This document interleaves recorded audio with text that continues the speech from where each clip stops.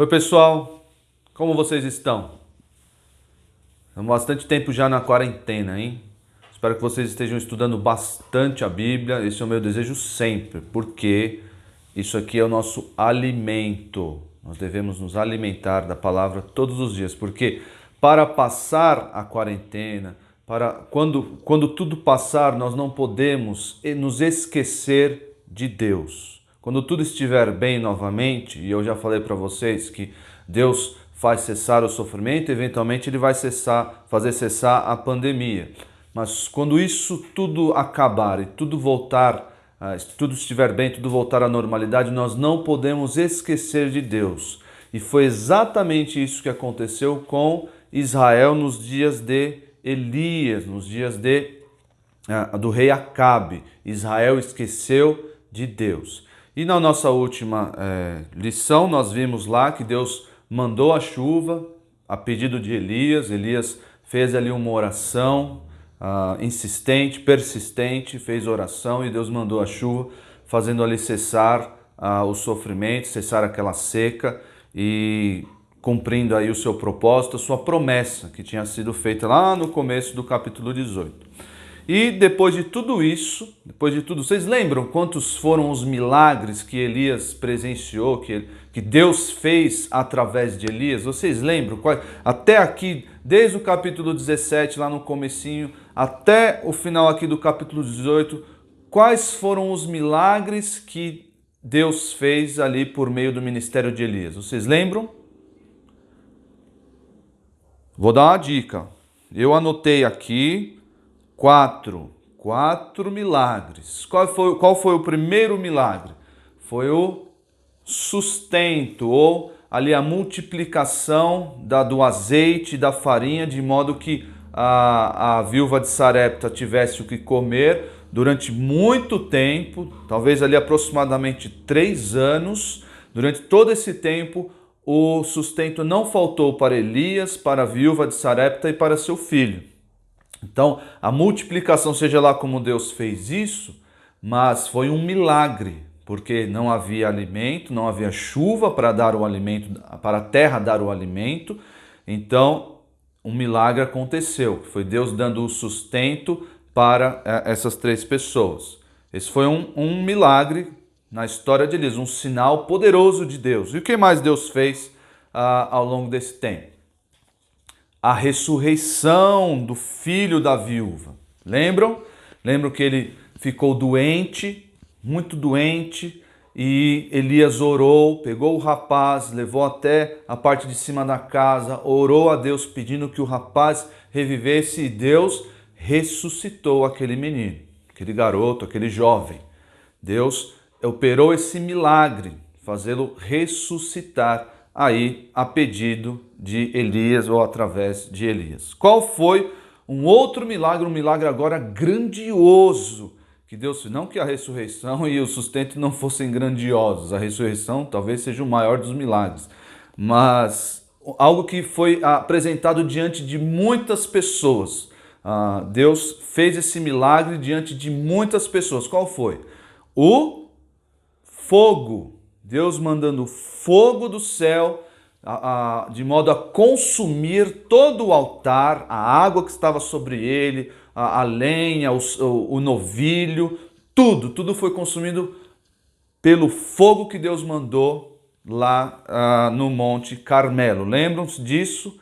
Deus mandou fogo e acabou com tudo, e as pessoas o que fizeram? Se prostraram e disseram: o Senhor é Deus, diante daquela manifestação de poder de Deus. Deus estava mostrando que ele era superior a Baal, superior a qualquer outro ídolo.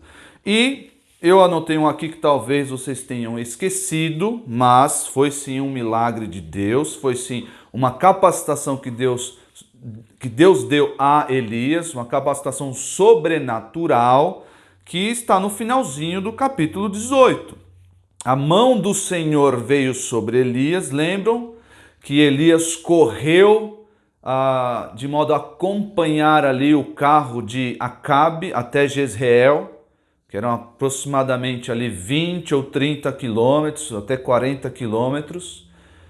Então, Deus deu essa capacidade especial para Elias. A Bíblia diz claramente, a mão do Senhor veio sobre Elias. Isso é uma capacidade especial sobrenatural, é um milagre. Então, e Elias pôde ali correr até a Jezreel, adiante de Acabe, que estava ali, não numa Ferrari, mas estava num veículo aí que provavelmente andava mais rápido do que o passo de um ser humano. Então foram esses quatro milagres que aconteceram no ministério de Elias. Deus realizou isso no ministério dele. Ok, tudo bem.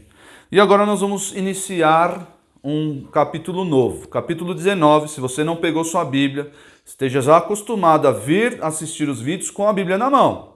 A Bíblia na mão, caderninho para poder anotar as lições que o pastor fala. Não deixe de anotar, isso ajuda vocês a fixarem melhor o que está sendo dito. Então anotem o que vocês acharem importante, anotem também a mensagem central, os pontos aqui que o pastor apresentar, tá joia? Então abra sua Bíblia e deixe ela aberta em 1 Reis, ou Primeiro Reis, eu sempre falando Primeira Reis, né? Primeiro livro dos reis, então é Primeiro Reis, tá bom? Vamos acertar dessa vez. Então deixa a Bíblia aberta em 1 Reis, capítulo 19. Vamos iniciar aqui um novo capítulo e vamos até o final dele. Ou pelo menos a quase o final, juntando com a lição da noite. Tá joia? Abriu a sua Bíblia, vejam aí como segue a história. Lembram-se onde Elias estava? Elias correu até Jezreel, uma cidade ali perto do Monte Carmelo, correu até lá e estava lá junto com Acabe.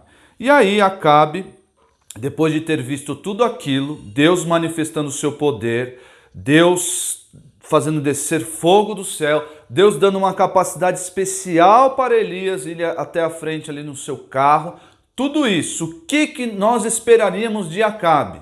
Que ele abandonasse a idolatria, se arrependesse dos seus pecados e que ele terminasse por completo a adoração a Baal, fizesse cessar a adoração a Baal e se voltasse para o Deus verdadeiro, que é o Deus de Israel. Isso é o que Elias esperava. Depois de tudo aquilo que aconteceu, toda aquela manifestação de poder, vocês não se arrependeriam, vocês não se voltariam para o Deus de Israel, o Deus verdadeiro que se manifestou ali? Eu faria isso com muito temor, inclusive, porque Deus mostrou ali ser muito poderoso. Então, vamos ver o que aconteceu no segmento da história aqui. Versículo 1 do capítulo 19. Acabe fez saber a Jezabel era a esposa dele, Jezabel que trouxe a adoração a Baal para Israel. Lembram-se disso lá, capítulo 16. Acabe fez saber a Jezabel tudo quanto Elias havia feito e como matara todos os profetas de Baal à espada. Ok, ele foi lá e contou o que aconteceu. Joia? Aconteceu isso, isso e aquilo. Vamos ver se Jezabel se arrependeu. Vamos ver. Então Jezabel mandou um mensageiro a Elias a dizer-lhe: façam-me os deuses como lhe aprouver, se amanhã a estas horas não fizer eu a tua vida como fizeste a cada um deles. Ou seja, Jezabel jurou Elias de morte. Falou, amanhã você estará morto. Eu estou jurando que amanhã, Elias, você estará morto. Mandou um mensageiro dizer isso para Elias. Mas como assim? Cadê o arrependimento? E Acabe não vai fazer nada? Acabe não fez nada. Jezabel jurou Elias de morte e Acabe ficou lá sem fazer nada, um bananão. Não impediu que a sua mulher matasse mais um dos profetas de Deus, os profetas de Israel, e ela fez esse juramento de morte. Amanhã mesmo você estará morto, Elias. E o que Elias fez? O que Elias fez diante disso? Ele falou, não, bateu no peito falando, pode vir que você não vai me matar. Pode vir que eu sou o adorador, sou profeta do Deus de Israel, pode vir. Não foi assim que Elias reagiu. E ele não reagiu errado, ele ficou com medo. Como você ficaria se você recebesse uma ameaça de morte? Eu ficaria com muito medo. Acho que você também ficaria, não?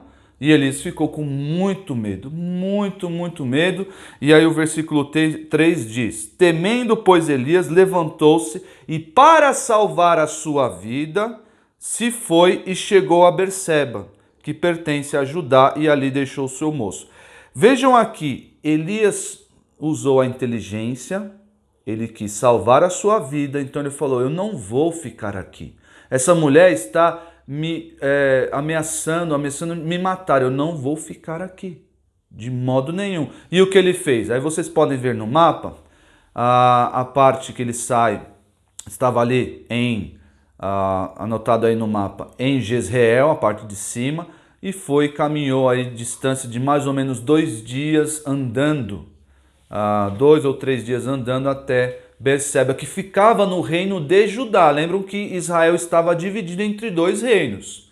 E no reino do norte, que é o reino de Israel, controlado pelo rei Acabe, ali o reino do norte, e o reino do sul, o reino de Judá. Então, o que Elias fez para se salvar, para salvar a sua vida? Ele, eu vou sair daqui, eu vou sair do reino de Israel, porque aqui eu estou sendo ameaçado de morte. Então, vejam aí no mapinha a distância que ele percorreu descendo até Berseba, versículo 3. E ali deixou o seu moço. Seu moço provavelmente era um assessor, um ajudante, alguém mais novo que Elias, que o ajudava ali no seu ministério. Então Elias, em meio a toda essa tristeza, toda essa aflição, sendo ameaçado de morte, outra coisa que também desanimou Elias, e eu acho que desanimaria qualquer um. Elias fez tudo isso, viu tudo isso acontecer, todos esses milagres, o Senhor se manifestando no meio do povo, o povo ali se dobrando e reconhecendo que o Senhor é Deus. Tudo isso não gerou arrependimento em Acabe e, consequentemente, ali no reinado de Israel. Ele ficou muito desanimado, mas muito desanimado. Falou: tudo isso para nada. Aí ele quis tirar um tempo sozinho. Deixou o seu moço ali em Berseba e caminhou uma distância de 1 dia, como diz o versículo 4, para o deserto. E se sentou debaixo de um zimbro. Um zimbro é uma árvore alta, cresce em torno de 3 metros e ela dá várias folhas grandes, então ela gera muita sombra. Então, mesmo ali no meio do deserto, ele achou essa árvore para fazer uma reflexão, para pensar. Ele se isolou ali temporariamente para poder, para poder refletir. Tá acontecendo tudo isso e o povo não se arrepende, Acabe não se arrepende. Eu estou sendo jurado de morte, parece que eu estou sozinho. Acabe está muito desanimado, muito triste, muito angustiado com toda essa situação. E ele se isola para tentar achar algum alívio. E aí no versículo 4 diz: ele mesmo, porém, se foi ao deserto, caminho de 1 dia, e veio e se assentou debaixo de um zimbro e pediu para si a morte. Vejam aqui, Elias que estava tão desanimado, tão aflito, que ele queria morrer. Ele queria morrer. Pediu para si a morte e disse: basta, chega. Toma agora, ó Senhor, a minha alma, pois não sou melhor do que meus pais. Eu não quero mais viver. Estou cansado de trabalhar e não ter resultado, não obter o resultado positivo, que é o arrependimento do povo.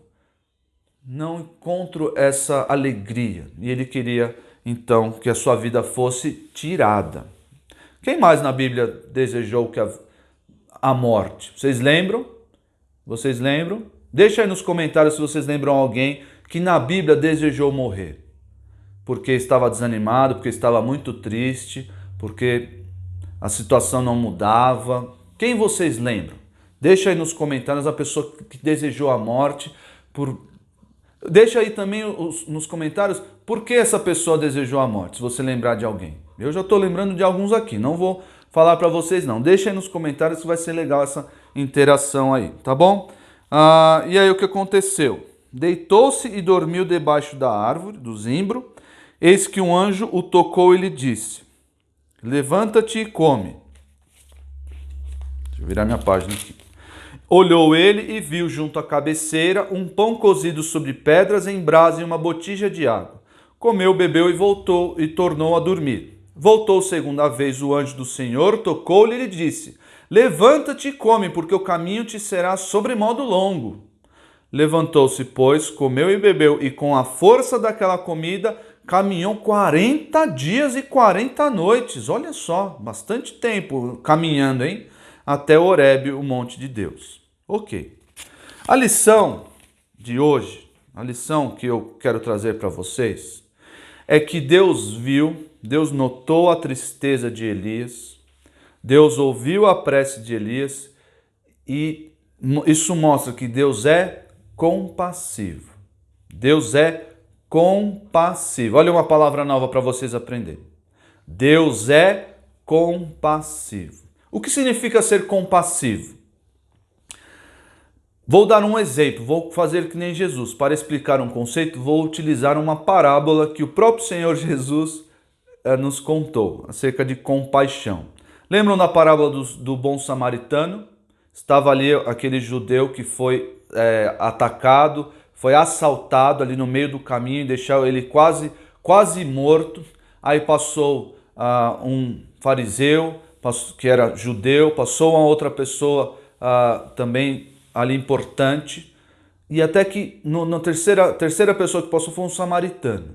Um samaritano passou, que era uma pessoa que não se dava bem com os judeus. Não se dava bem com os judeus, mas estava ali deitado, quase morto, no meio do caminho, um judeu. Ele poderia muito bem, por ter essa rivalidade, falar, não vou passar direto. Mas ele teve compaixão. Ele foi lá e se moveu.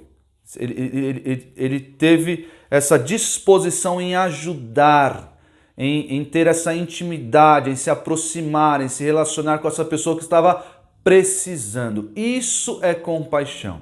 Então, dizer que Deus é compassivo, à luz desse texto aqui, Deus se aproximou de Elias. Deus estava se manifestando de modo pessoal a Elias.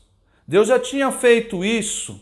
Deus estava sustentando Elias ali com pão e água. Ele precisava. Deus estava olhando ali o tamanho da tristeza, o tamanho. Elias estava desejando a morte. Falou: Elias, eu vou cuidar de você. Nós vamos continuar a história e ver a compaixão de Deus para com Elias também no próxima aula, no próximo vídeo. Mas aqui já inicia ali um processo de um relacionamento pessoal. Deus mostrando a sua compaixão para com Elias em meio àquela tristeza, aquela angústia tremenda que ele estava passando. Então, o nosso primeiro aqui, a nossa mensagem central é que Deus é compassivo. E Deus é compassivo, primeiramente, em meio à tristeza, em meio à angústia, em meio à calamidade. Deus é compassivo. Por que eu estou dizendo isso? Porque Deus, ao contrário de Baal, lembram no episódio lá do Monte Carmelo, as pessoas se cortavam, os profetas de Baal, tentando chamar a atenção de Baal, e Elias até ironizou, dizendo, vai, chama mais alto, vai que ele não está ouvindo, está ocupado, está em outro lugar, foi viajar. Então, o nosso Deus, ele não é assim. Ele ouve a oração, ele ouve o nosso clamor e ele se compadece. Ele desce, ele vem e age em nós. Ele vem e nos transforma, fala conosco por meio do consolo que ele nos dá, por meio do sustento que ele nos dá. Ele age diretamente na nossa vida. Ele não é um Deus distante, lá, perdido. Não. Ele é um Deus que se compadece, que sabe da nossa realidade, e aqui a realidade de tristeza de Elias. Tristeza por não ver o povo se arrependendo e também ter sofrido aquela ameaça de morte. Elias estava numa angústia muito grande. E aí Deus se compadece de Elias e o sustenta ali no deserto. Mais uma vez, Jesus já tinha feito isso com Elias lá na caverna, sustentando ele através dos corvos. Lembram disso? Então, Deus faz novamente sustentando Elias aqui em meio à angústia, em meio ao sofrimento. Então Deus é compassivo em meio à tristeza. Abra sua Bíblia em Salmo 116. Salmo 116. Salmo 116, nós vamos ler os versículos 1 a 5. Salmo 116 mostrando aí a compaixão de Deus. Ele que ouve as nossas súplicas, Ele que ouve os nossos lamentos e se compadece de nós e age em nosso favor. Ele não fica lá no céu sem querer saber de nós, mas Ele está conosco e muda a nossa sorte, cuida de nós em meio ao sofrimento. Veja aí, Salmo 116. Amo o Senhor porque Ele ouve a minha voz e as minhas súplicas, porque inclinou para mim os seus ouvidos, e invocá-lo-ei enquanto eu viver. Laços de morte me cercaram e angústias do inferno se apoderam de mim. A pessoa estava ali em meio à morte, o mesmo estado de Elias. Elias estava com medo da morte, e o salmista aqui provavelmente estava diante disso também, diante da morte, alguma doença, alguma situação que o colocou com medo da morte. E caía em tribulação e em tristeza. E aí vejam o versículo 4. Então invoquei o nome do Senhor, fiz uma oração. Ó Senhor, livra-me a alma. Versículo 5. Compassivo e justo é o Senhor. O nosso Deus é misericordioso. Não é só o fato de Deus ouvir a oração, Ele responde. Ele responde nos sustentando, mudando as circunstâncias. Nós estamos aqui talvez pedindo para acabar o coronavírus. Alguns de vocês podem já ter pessoas que pegaram o coronavírus e vocês estão orando, pedindo: Senhor, se compadece de mim, se compadece de tal pessoa que está sofrendo com o coronavírus. E Deus há de responder do modo como Ele quiser, porque Ele é sábio, Ele sabe todas as coisas, tudo que Ele faz é bom. Mas vocês saibam que Deus é compassivo, Ele ouve e responde, Ele estende a mão diante da angústia, do sofrimento, diante da tristeza. Então Deus é compassivo em meio à tristeza. E um segundo momento em que Deus é compassivo, mas que não está diretamente relacionado aqui à experiência de Elias, mas Deus é compassivo em meio à nossa fraqueza. E que fraqueza é essa? É a nossa fraqueza pecaminosa, a nossa natureza pecaminosa. Deus é compassivo no sentido de que Ele não só nos perdoa quando há arrependimento. A compaixão de Deus se manifesta, sim, quando há arrependimento de pecados. Mas Ele também nos repara, Ele às vezes faz cessar as consequências do nosso pecado e Deus nos aceita de novo, nos recebe. Então Deus é compassivo em meio à nossa fraqueza. Deus sabe que somos pecadores. Sabe, Ele não tolera o pecado de modo nenhum. Mas quando nós nos arrependemos, Deus se volta para nós. Ele fez isso inúmeras vezes com o povo de Israel. Quando o povo se arrependia, Deus se voltava para eles e os fazia prosperar, os abençoava, porque houve arrependimento. Deus sabia da fraqueza do povo, fraqueza moral, de desvio, mas quando havia arrependimento, Deus mostrava a sua compaixão e abençoava o povo novamente. Vejam aí no Salmo 51. Salmo 51 é um salmo de arrependimento. Davi, quando pecou com Batseba, alguns de vocês conhecem essa história. Davi foi lá, adulterou com Batseba e mandou matar o marido de Batseba para que ele pudesse ter ela como esposa. Então, o profeta Natan mostrou isso para Davi, o tamanho do pecado dele, e Davi se arrependeu, ficou muito triste. E ele escreveu esse salmo como uma confissão de arrependimento ao Senhor. Então ele escreve aqui: compadece-te de mim, ó Deus, segundo a tua benignidade e segundo a multidão das tuas misericórdias. A misericórdia de Deus, ela não se manifesta só em não nos dar a punição pelo nosso pecado, mas também no modo como Deus se volta para nós e ameniza ali as consequências e nos restaura a alegria. Davi estava muito triste, muito abalado porque tinha pecado. Mas Deus restaurou-lhe a alegria de viver, Deus restaurou-lhe o ânimo, restaurou até a saúde de Davi, porque no decorrer do Salmo diz que a carne se apegou aos ossos, ele ficou muito magro, muito doente por causa disso. Então ele está pedindo aqui a compaixão de Deus para com ele. Então Deus não só perdoa, tudo bem, vai e segue o seu rumo, vai, está tudo bem, eu te perdoo. Não. Deus perdoa e nos acolhe de volta. Veja aqui como é o perdão, como funciona o perdão de Deus em Efésios. Efésios no capítulo 4, versículo 32. Efésios 4, 32.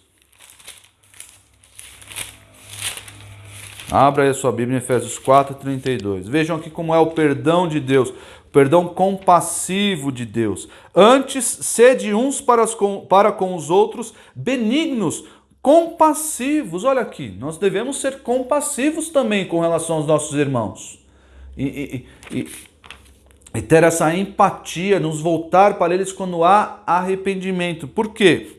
Perdoando-vos uns aos outros, como também Deus em Cristo vos perdoou. Não é só, eu te perdoo, segue seu rumo. Não, eu te perdoo, vem aqui que eu vou lhe restaurar. Vamos amenizar as consequências do pecado. Vamos restabelecer o nosso relacionamento. Então Deus também é compassivo em meio à nossa fraqueza moral, a nossa natureza pecaminosa. Lembrando que Ele não tolera o pecado, mas quando há arrependimento, Ele nos restaura e repara a nossa intimidade, o nosso relacionamento com Ele. Ok? Essa é a nossa mensagem central, que Deus é compassivo. Compassivo nesses dois momentos. Em meio à nossa angústia, à nossa tristeza e em meio à nossa fraqueza. Quero chamar a atenção de vocês para o maior sinal da compaixão de Deus. Vocês lembram qual é o maior sinal quando Deus se manifesta em nosso favor para resolver o problema do nosso pecado, para resolver o problema da nossa maior angústia? Eu já disse para vocês, o nosso maior problema é o pecado e a morte que vem em consequência dele. Esse é o nosso maior problema, nosso maior dor, nossa maior angústia, nossa maior tristeza, o pecado. E Deus resolveu, Deus teve compaixão de nós e enviou o seu Filho para resolver o problema do nosso pecado, nos dar alegria e reparar aí o nosso relacionamento com Ele. Restabelecer o nosso relacionamento. O que diz lá em João 3,16? Porque Deus amou o mundo de tal maneira que deu o seu Filho unigênito, para que todo aquele que nele crê não pereça, mas tenha a vida eterna. Essa é a maior expressão da compaixão de Deus para com o homem, para com o ser humano perdido, caído em seus pecados. O envio do Senhor Jesus Cristo. Então você, amiguinho, se você está ainda, não sabe se confia ou não em Jesus, não entregou a sua vida a Ele, não o serve com todo o seu coração, está dividido entre o mundo e as coisas de Deus, não sabe se quer servir o Senhor, lembre-se que Deus é compassivo e Ele enviou o seu Filho, a maior demonstração da sua compaixão, o seu Filho, no seu lugar para resolver o problema do seu pecado, para que você tenha alegria, para que você sirva a Ele em intimidade, num relacionamento próximo e dependa dEle em todos os momentos. Tá ok? Gente, esse foi a história de hoje.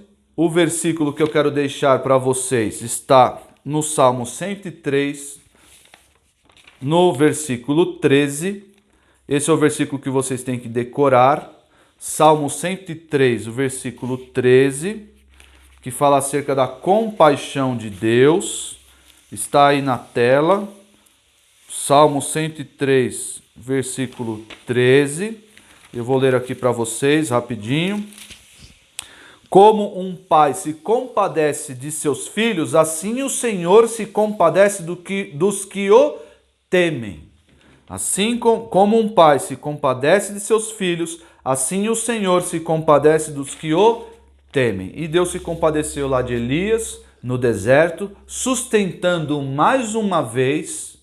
E a próxima lição vai acontecer algo extraordinário.